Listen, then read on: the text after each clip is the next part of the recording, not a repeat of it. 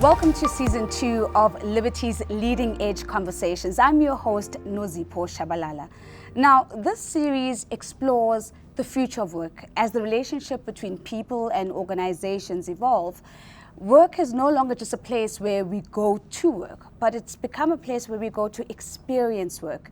And so the topics in this series have been intentionally curated to shift the conversation away from the mechanics of employment and a lot more towards the dynamics of the human experience. And so we are gathering, surfacing, and sharing insights that have the possibility of shaping the industry both for members and employers. Today, I'm really excited because this is our very first episode that sets the tone for the rest of the series and takes on one of the most important conversations today, and that is the question of authenticity and authentic leadership in particular, and the extent to which it shapes culture, drives performance, but of course also shapes well-being. If there's one thing that's clear, is that authentic leadership is no longer a soft skill. It is a strategic differentiator and one that is really at the top of every CEO agenda. But let me tell you this, what's even more exciting is the guests that I have with me in studio. I'm really excited that we have Lindy Munai.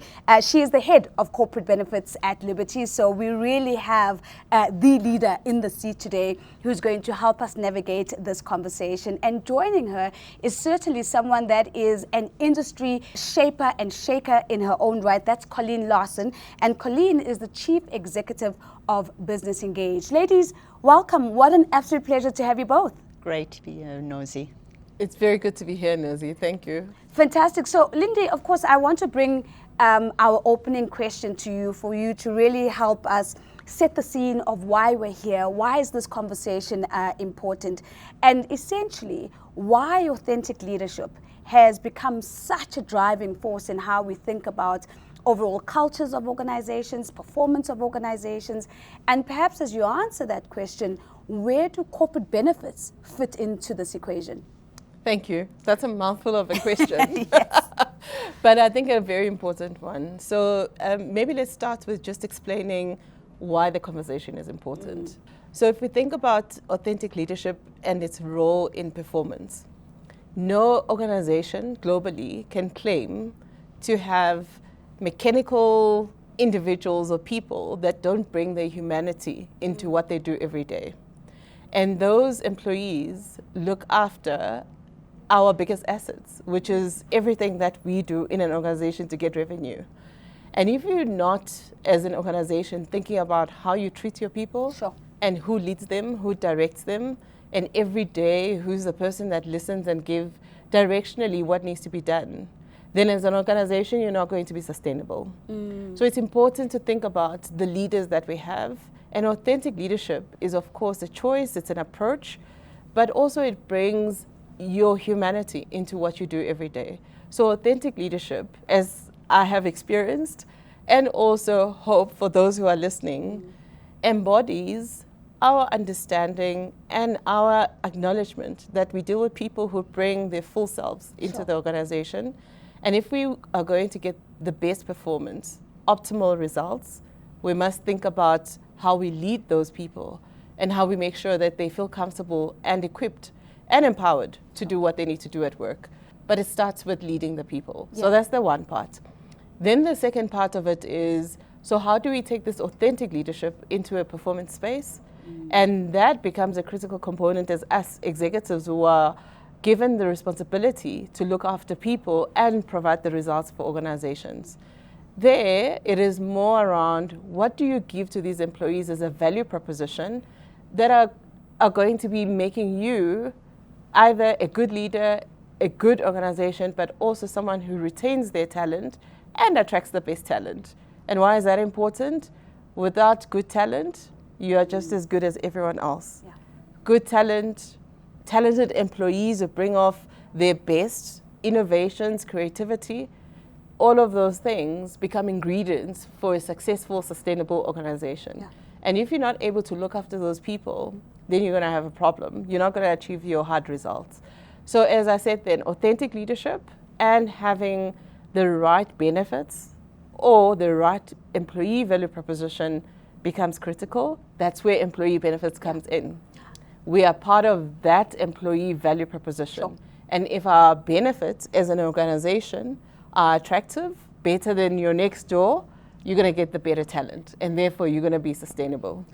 I think you've just given us a masterclass, actually, on the significance of authentic leadership, and very beautifully connected the dots for us between why we're having this emphasis on authentic leadership today and how that fits into the overall sustainability ambition of every organization. But I think, Lindy, what's also important to note is that you've touched on some of the upcoming themes.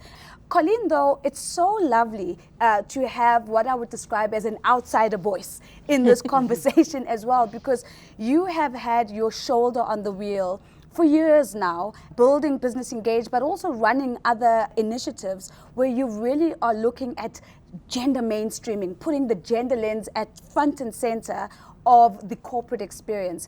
Why does authentic leadership become important from a gender perspective, but also, in your view, what is the link to growth? What is the link to culture? I think, Nozi, essentially, I term it planting people. Okay. And I think the main ingredient of any organization is its people. And so for me, when you're looking at especially the change in the environment that we are looking at in South Africa and globally, things are changing so quickly. And it's not just about what we call women empowerment, women's issues. It really is about leaders understanding that you've got to use 100% of your available talent. And that includes both men and women. And it's really the diversity that makes the sense. So when you start talking about these topics, it's about authentic leaders that understand that. It's not about a numbers game. It is what is really meaningful for each individual. And that really goes down to an organization that understands the anchor that they're giving their people.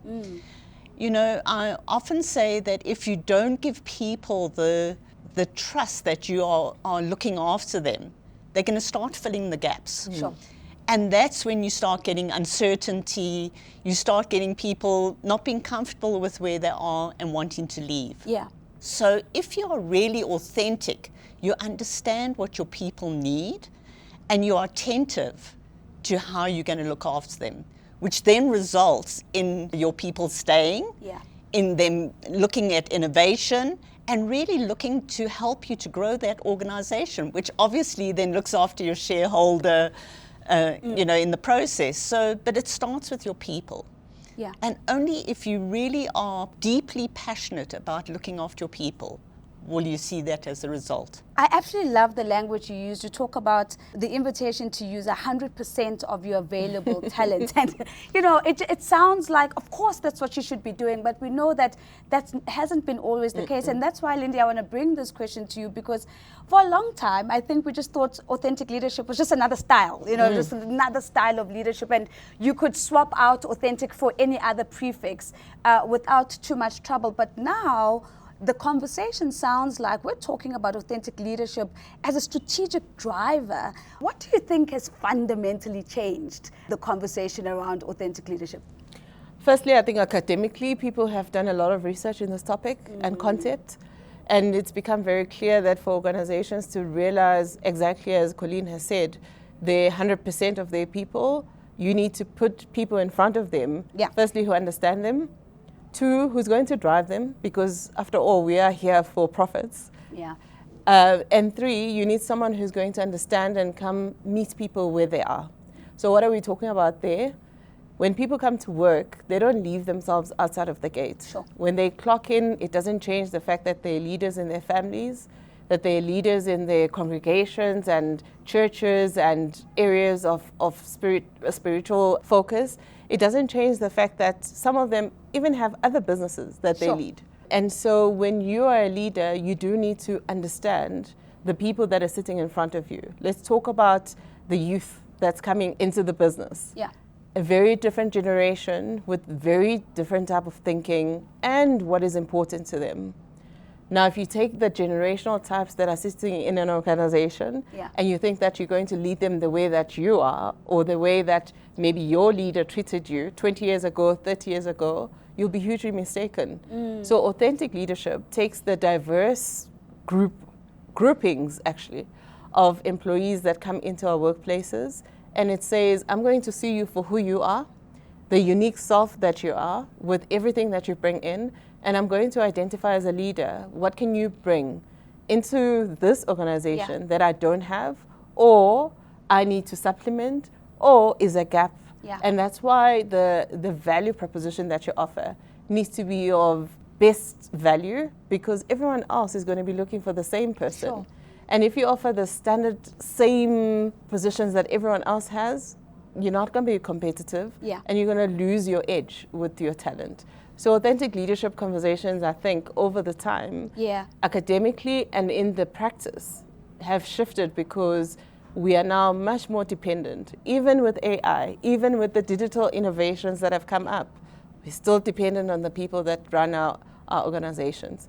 And so the conversation has shifted actually more to value creation out of that leadership than it is just about people and culture or just soft issues and skill sets. Just in terms of the youth, you know, Lindy, you know, I strongly look at the way we were brought up when we were younger.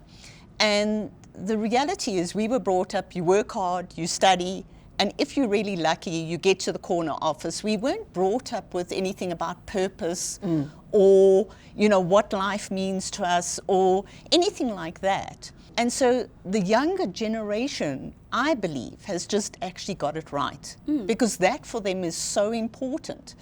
You know, and the beauty about it is when you actually follow your purpose, you can read between the lines.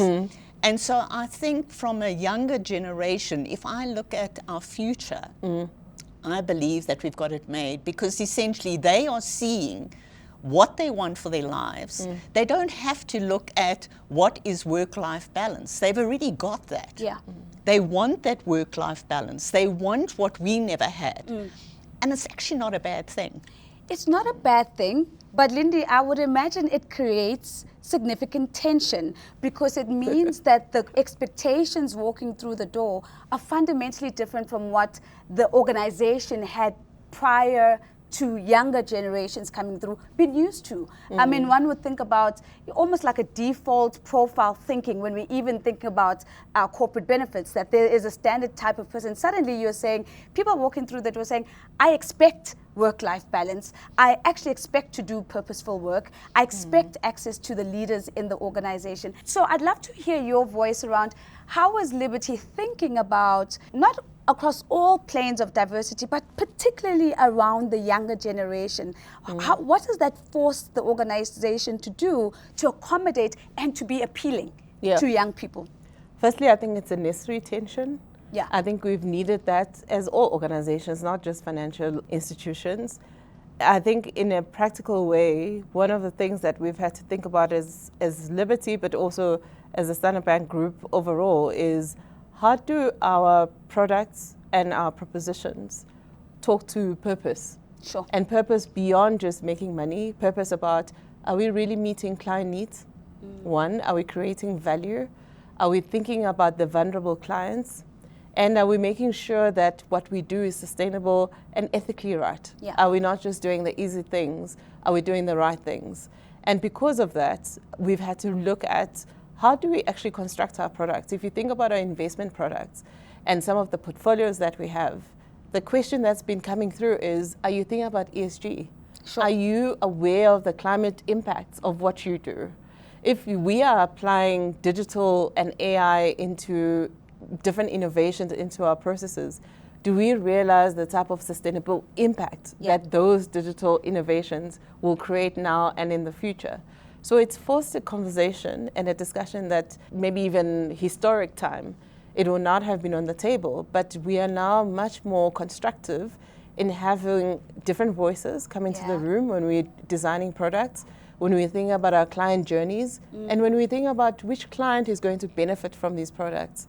And I think additional to that, we've had to think about, so how do we, as a holistic organization, either impact our society, our environment, and also looking at where South Africa is, unemployment, economic struggles that the normal standard South African is going through, are we contributing to something better, or are we worsening the situation? Sure. So that talks to pricing, that talks to added value services, and you will see that some of our product, especially in corporate benefits, have now encompassed things like parents being able to educate their kids through homework, and us offering that service on their behalf, because we know there's single parents out there that might not have the time to do that. Our added value services also talk about having people that would assist you from a medical perspective over the phone. So those virtual medical services, again, this is more about affordability. It is more about making sure that the vulnerable client, that is our client as well, who deserves the same standard as everyone else, is getting the benefits that they need in an affordable way. So I want to circle back to a word you used earlier, because I think you've just beautifully brought it back. And you were talking about leaders who are able to see people fully. And what I'm hearing you say, that it's not just about seeing people and seeing employees, it's about seeing them in the context of their realities, in the context of their lived experiences and what they walk in with through the door. But again, there's a complication. And Colleen, I want to bring this complication to you, because we are living in an increasingly digital world. We are living in a world where working from home is a reality for most. Most people now talk about a few days in the office and a few days at home. We're working in a hybrid environment. How difficult is it for leaders then to see people in this world where there isn't the proximity that we've enjoyed before? What kind of challenges does that show up in showing up authentically from the perspective of a leader? I don't think proximity is really the important thing here. I think it is, are you credible? Sure. You know, if you have set the standard and you live it, you show up as that authentic leader day in and day out, it's not how close you are to your people. It is the people ordinarily know what you stand for, where they stand in the relationship with you, what is expected, that you've taken them into account. And it's just the way business is done. So I don't think it's got anything to do with how close you are, but I do believe, Nozi, is that wherever you are, whether you are at home or at work, every single day you are creating your legacy. Sure. And I think your legacy really is the impact that you make on people. You know, we've always been taught that your legacy is what you arrive at one day. And so you set the bar and you know, oh, well, I've set the bar now and I'm going to reach a stage. But it's how you make that impact every single day. And I think even if your employees are working from home, it's that call to them to say, I was thinking about you today. You know, when we were on the call the other day, I picked up something. Are you okay? Is it something you want to talk about? And it's that knowing of a leader. And only an authentic leader gets to really understand each of the people that they work with. You know, when you're just an ordinary leader and you've been given a title, doesn't necessarily mean that you've got your people at heart. Sure. And so that's where the difference is that even though you are part, you pick it up. Even when, with a look or anything that you do, you know your people. So there's a couple of C's. I love picking up patterns. So, Colleen, you're saying it's not about closeness. It's about credibility and connection, is what I'm hearing you saying. I mean, this is a reality that's at Liberty as well. I would imagine a hybrid work environment. How are you thinking about how you prepare leaders for that authentic connection, that authentic credibility, when they have the reality of not always being close and not always having proximity? What does that look like at Liberty? I love the word that Colleen used, which is credibility. And credibility doesn't happen overnight. And we cannot also assume that every single leader is an authentic leader. Yeah. So we have gone through a journey, and still are, I think, in reality, where we have to think about developing our leaders to become authentic leaders. Because I think from a Liberty perspective, actually from a group perspective, we'll work hard in preparing leaders around authentic leadership. Most people think it's a given that when leaders are given those positions or positions of authority, they would already immediately become an authentic leader. we have adopted a developmental approach where when people join us as leaders, we set specific expectations. And those expectations in the recent time has been embedded or given a new framework that we use to be able to encourage and develop people towards authentic leadership. And as a group, we came up with the leadership habits, and now very well known as a way of being if you're a leader in our organization. And those habits or leadership habits that we've adopted really helps each individual to self-regulate and self-lead. And we see that as the first step for the leader to be able to lead other people is to first lead yourself. Yeah. And these habits are anchored on three areas of focus. The first one is acting with courage, inspiring excellence, and delivering with purpose. Mm-hmm. And we chose these three and had gone through a very long process as the senior leadership in the group to understand what really made people struggle or face barriers in being purposeful leaders, therefore authentic leaders. And this piece of work took place about in 2024, and we had our Neuroscience Institute help us with this work. And the reason why we went through so much effort in getting here is because we realized that authentic leadership and purposeful leadership was going to help us deliver on our 2029 strategy. Sure. And so linking the strategy with a leadership approach became a way of us developing, firstly, future talent, but also creating a standardized way of looking at how our responsibility as leaders could be shared, and a shared language that we would use across everyone. So the acting with courage really talks to how do we as leaders tackle difficult, challenging conversations. We face a lot of change. We have a competitive environment in the financial sector, and we have to meet those demands. And if we're not acting with courage as a leadership group, we're not going to be able to pull the rest of the teams. And so acting with courage became one anchor point.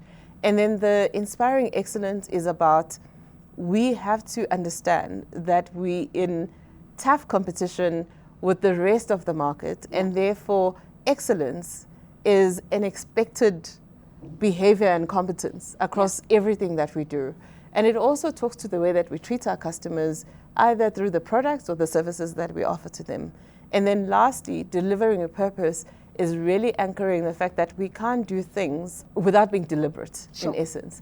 And that deliver with purpose also means that each of the people that service us or work with us, whether it's third parties, whether it's part of our employee groups, or even partners that we have in the market, we are deliberate about what we want, the standard that we are after, and also setting for ourselves and those third parties. So those three became our anchors for, that's why they call the leadership habits. Sure. It's a framework that we all have to aspire to, but also work with at an individual level and when we're leading teams. And I love the comprehensiveness of that response, because it shows that a lot of thinking has gone into first anchoring the work around developing authentic leadership in evidence and research, and then being quite deliberate about how it's rolled out through the organization. There's two things that stand out for me. The one is the emphasis on self-leadership first and self-regulation. So before you can lead or regulate others, and in fact people or create the environment for others to regulate themselves, but also more than anything, the intentional linkage to the 2029 strategy. And that's why I want to come in, Colleen, because one can make the mistake of substituting the habits that Lindy speaks about with any other values that we come across in every organization. And values often live and die on the walls that they're written on.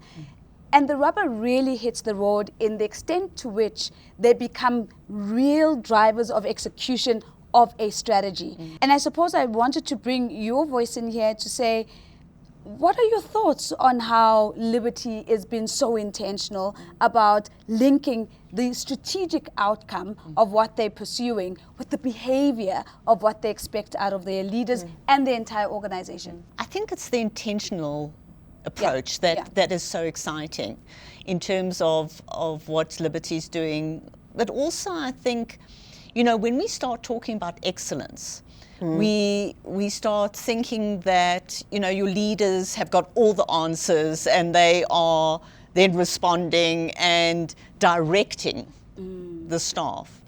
It's not about directing. It really is about being honest with them and them knowing what the journey is all about. So you're bringing your staff along with you. Sure. And I think that is what then becomes important as you move forward, and that then allows you to achieve your strategy. Yeah. Because all of your staff know what they have to do, when they have to do, when they need to provide their skills. What is that end game that you are all working towards? So it's not, when we start talking about giving them information, it's like, well, you're going to overshare and you're going to give them all the information. No, it really is about them trusting that we are all in this together. Yeah. And it's them knowing what together you're going to achieve, which then allows the company to innovate, to really then do the business that you need to, and to achieve your strategy. So it's really about the honesty, it's about the trust, and do those values speak to that? Yeah. Because otherwise, if they don't bring your people along, the strategy is just a vision. Yeah. I've always got a saying, Nozi, even when I started Business Engage, yes, I'm a visionary and I was the vision behind Business Engage, but without the people around me, it's just pictures. Yeah. Ooh. And so I really think from any organization, yes, you've got to have the values, yes, you've got to have the strategy, but you cannot do it without your people. So it's that impact on your people that you make every single day. I'm going to push you a little bit because there's a question I want to bring around a group of people that are often forgotten in the workplace when they reach a particular phase of their life. That is when we start talking menopause. And I remember preparing for this conversation, and you quickly corrected me and you said menopause for men and women. And I thought, I never even thought of thinking about menopause in the context of our male counterparts as well. I bring this into the conversation because Lindy actually challenges us right at the beginning to see people in the fullness of their entire lives. What are you seeing from your gender mainstreaming work that is encouraging from a corporate perspective in terms of creating the space and the support for people in different phases of their life? And it could be menopause, it could be motherhood, it could be single mothers. I mean, we could plug anything there, but it's this idea of we evolve through life in different phases and we want to be seen in those phases of life.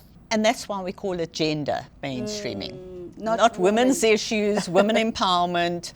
It really is about men and women working together to make a change happen and to make impact on the ground. When we talk about menopause impacts every single person, men, women, children. Sure. Anybody that comes into contact with a woman in menopause will be affected, not only the women. And so it really is quite confusing when we have these conversations that we have them with women alone.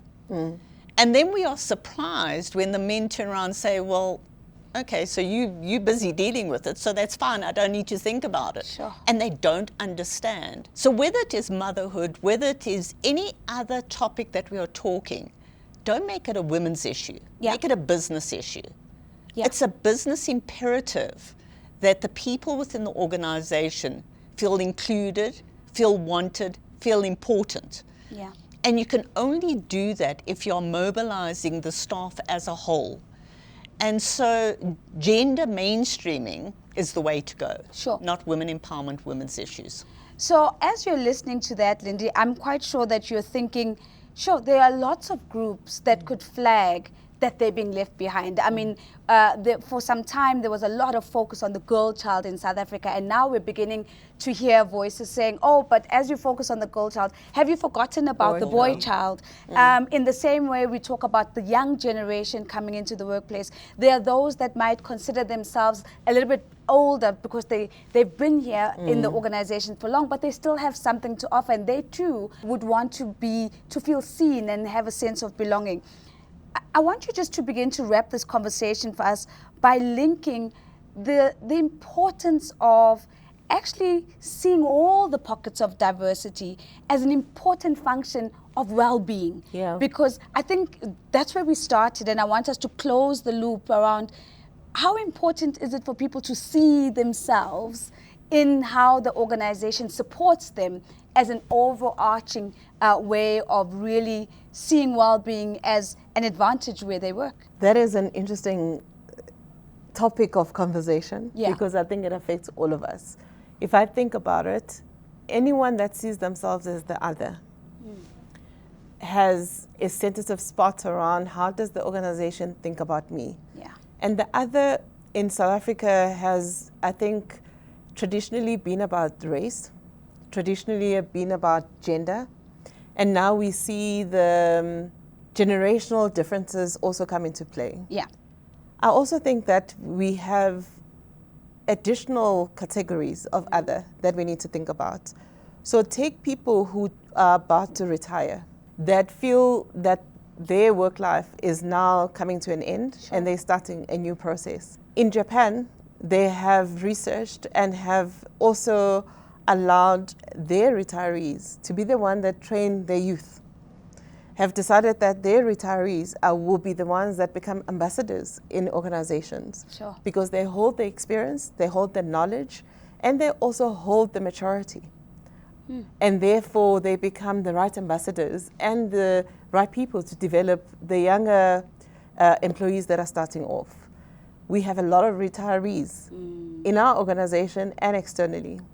And I think that's probably another category of other that is currently feeling maybe isolated, maybe even discriminated against, while they still feel that they're healthy and still feel that they can contribute into our organizations. I raise this part because retirees are not the only people who are going through that. If you think about young leaders who go into board spaces and senior committees where they have a different perspective, a different view about how things should go. You want to protect them, but you also want to develop them into having a voice. And so the way that as an organization we've thought about this and are looking at it is the inviting of perspectives in these leadership habits that I spoke about is one of the core elements that we drive when we're talking about the habits.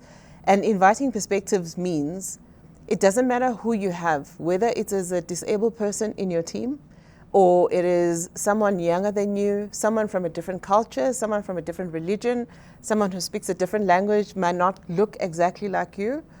Invite the perspective because they bring something unique and special into the team. And the stronger their diversity, the stronger the performance. It's proven. Yeah. All of us want to feel that we are looked after. We want to feel seen, and we also want to give input because, as Colleen said earlier on, legacy is not about something that you see at the end. Legacy is about how you build yourself up. So well-being becomes a component that is important for me, firstly, as an individual, but for me as a leader, because it informs what I'm going to get out of those teams, and therefore what are we going to get as an organization. So beautifully said. I don't think I could have closed it on a better note, but I'm going to lift this. Authentic leadership is about inviting perspectives, and I think that's really powerful, and so that each and every one of us in our otherness, because we all have an otherness in different contexts, see that otherness as an advantage, as something that you can contribute, that you can add meaningfully, and more than anything, that we all go to work and experience work feeling looked after. What a beautiful conversation that we've had. Once again, this is Liberty Leading Edge Conversations. We've set out here to shift the conversation from the mechanics of employment to the dynamics of the human experience. And there's been no better way to start than with authentic leadership. I'm Nozipho Shabalala, and I'll see you at the next one.